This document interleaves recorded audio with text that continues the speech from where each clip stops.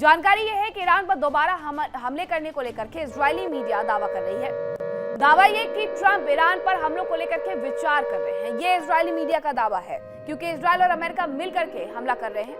Israeli media दावा कर रही है कि डोनाल्ड ट्रंप अभी भी हमलों को लेकर के विचार कर रहे हैं। ईरान को समझौते के लिए समय देना चाहते हैं ट्रंप, और ये शायद इस हवाले से कहा जा रहा है क्योंकि डोनाल्ड ट्रंप और इजरायली प्रधानमंत्री बेंजामिन नेतन्याहू के बीच में फिर से फोन पर बातचीत हुई, अच्छी खासी बातचीत हुई है। रिपोर्ट्स यहां तक कह रही हैं कि दोनों के बीच में बहस तक हो गई है, और इसकी वजह यही है कि ट्रंप वक्त देना चाहते हैं और इजरायल खतरा मोल नहीं लेना चाहता है कि एक बार जब युद्ध में आगे बढ़ चुके हैं तो ईरान को तबाह करके ही दम लेंगे। लेकिन डोनाल्ड ट्रंप जानते हैं कि उनकी साख से लेकर के उनकी आर्थिकी तक टूट चुकी है, तो ऐसे में थोड़ा वक्त ले लेना उचित होगा। और यही दावा इजरायली मीडिया का भी है कि ईरान को समझौते के लिए डोनाल्ड ट्रंप समय देना चाहते हैं।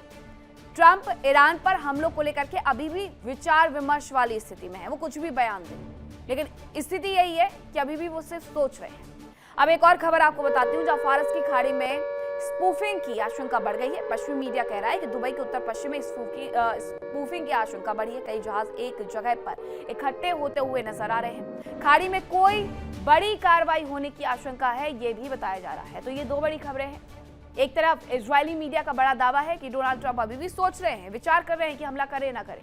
पश्चिमी मीडिया दूसरा दावा कर रहा है कि खाड़ी में कोई बड़ी कार्रवाई होने की आशंका है, क्योंकि वहां पर स्पूफिंग की आशंका जताई जा रही है। दुबई के उत्तर पश्चिम में ये आशंका है, कई जहाज एक जगह पर इकट्ठा हो रहे हैं, इसीलिए ये आशंकाएं ज्यादा तेज हो गई हैं कि खाड़ी में कभी भी कोई बड़ी कार्रवाई हो सकती है। लेकिन इजरायली मीडिया का दावा इससे इतर है कि डोनाल्ड ट्रंप अभी भी विचार विमर्श कर रहे हैं। सवाल ये कि क्या डोनाल्ड ट्रंप और नेतन्याहू के बीच में दरार आ गई है?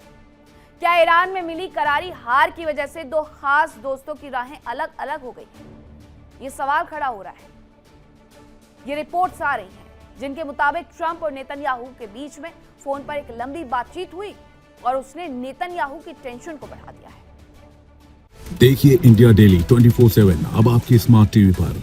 इंडिया डेली मौजूद है सभी डिजिटल प्लेटफॉर्म पर लाइव और लगातार। इंडिया डेली 24/7 हर दिन राष्ट्र को समर्पित।